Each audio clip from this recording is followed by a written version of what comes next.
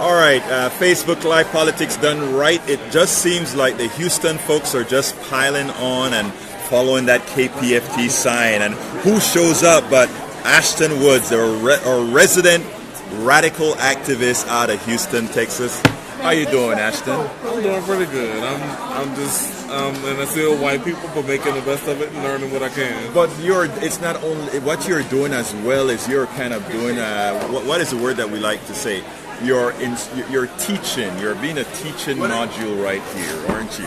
Yes. Now tell me how are you finding the conference this time around?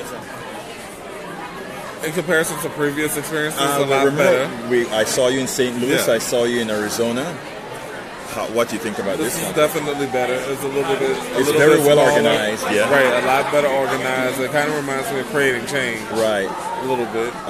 So I do like that. I do like that the subject matter with the different classes are more specific to different crowds. Right. And not just kind of one-sided. But you know what is interesting? The venue is smaller, but there are more people. I know. It's amazing. I found that shocking because it was like we probably should have done it this way because people can get around a lot easier. Well, right. Instead of going from a hotel to from one hotel to a convention center, right. et cetera, et cetera, et cetera. Now, what panels have you been to so far? To be honest with you, yeah, I have a panel tomorrow called Talking About Black. So you're going to be tomorrow at 1 o'clock, Talking About Black. But I want to say that I went to the Black Caucus today, right. And then before that, I went to see Kimberly Crenshaw, right, the one and only intersectionality queen, right, speak. And so yesterday I didn't really attend anything, but I'm actually the sponsor. Black Lives Matter Houston is the sponsor of a space that we created for people of color only, that no white folks can go in and we could just go in and chill. Now, I'm not going to address that one because there are a few incidents in Houston that occurred that we're going to have to discuss offline sometime. We can discuss it online. We're not going to discuss it online.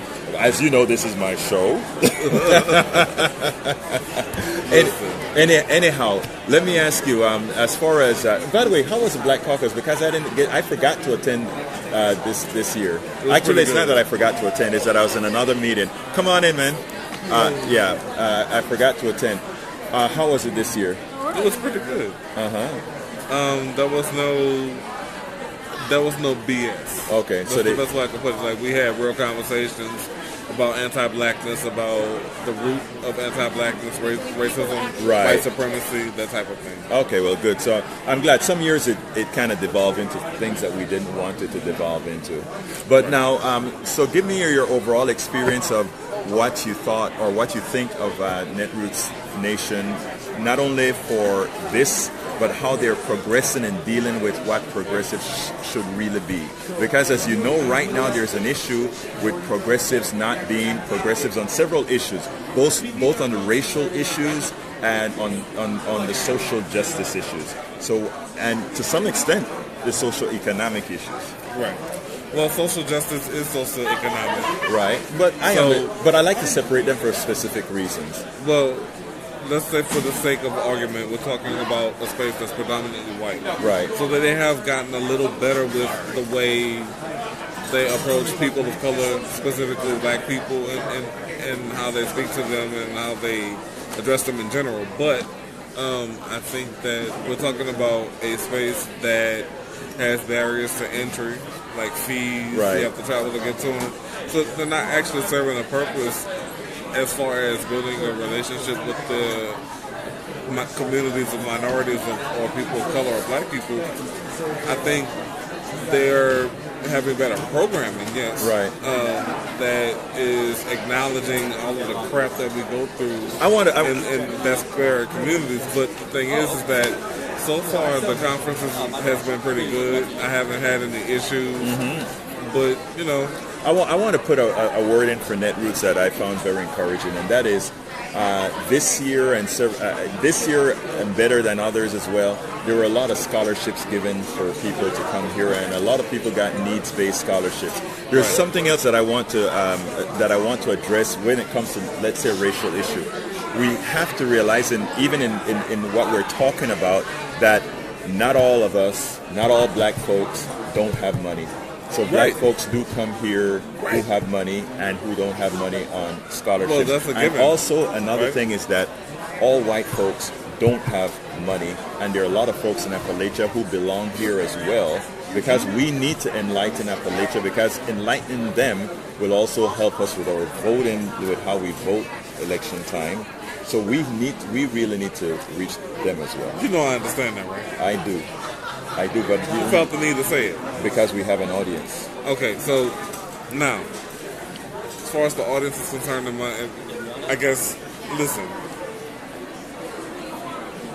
I'm not worried about the white working class voter. I understand. They're going to do what they want to do anyway. I heard somebody give a speech to the plenary and talked about everything about bad water supplies that white people experience in West Virginia, and not once mentioned Flint or the little towns in Louisiana where I'm from originally. And it's like, you can have, as a white person, the lowest of information and income and still have a better life chance than somebody like me.